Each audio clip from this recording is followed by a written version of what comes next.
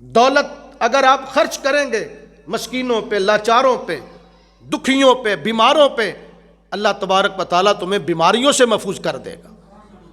اگر آپ دولت قارون کی طرح سنبھال کے رکھتے ہیں، دمڑی خرچ نہیں کرتے، تو پھر میں کئی لوگوں کو جانتا ہوں، جیسا کہ گجرانوالہ کے اندر ایک شخص کا میں نے قصہ سنا کہ اس نے بڑی دولت جمع کی، حرام حلال اکٹھا کیا، جائز ناجائز دولت جمع کی، لیکن بالآخر وہ بیمار پڑ گیا۔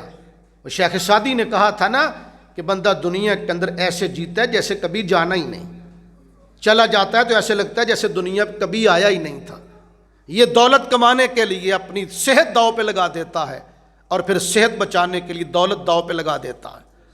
آدمی نے بڑا پیسہ اکٹھا کیا، حرام کا حلال کا جائز ناجائز، بیمار پڑ گیا، 40 دن تک وہ اسپتال میں داخل رہا، ہر روز اس کو 2.5 لاکھ روپے کا ٹیکہ لگتا تھا۔ 40 دنوں کے اندر 1 کروڑ روپیہ اس کی تجوری سے نکلا، ڈاکٹروں کی تجوری میں چلا گیا۔ یہ دولت ہے۔ اگر آج بڑے پلازے ہیں، بڑی دکانیں ہیں، کیا خبر کہ تیرا جگر فیل ہو جائے، تیرے گردے فیل ہو جائیں، اس سے پہلے کہ تیری دولت آنن فانن ڈاکٹروں کی تجوری میں جائے۔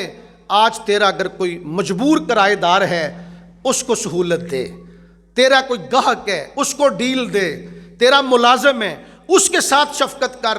اس طرح رب تجھے بیماری سے بھی بچائے گا، اللہ تیرے رزق میں اور زیادہ دولتیں برکتیں نازل فرما دے۔